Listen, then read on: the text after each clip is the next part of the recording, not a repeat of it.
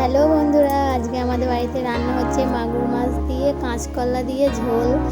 তো মাছটা ভাজা হয়ে গেছে, ওই তেলের মধ্যেই দিয়ে দেওয়া হয়েছে কাঁচকলাটা।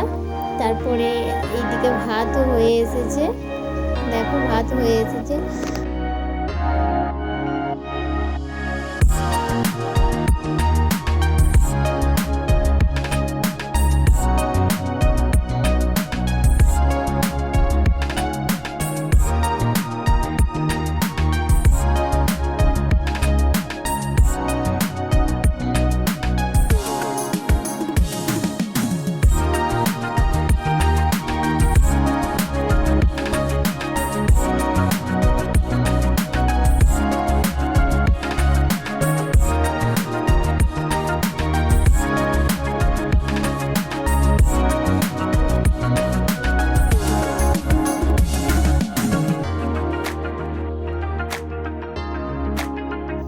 এখন কিন্তু আমাদের মাগুর মাছের ঝোল রেডি।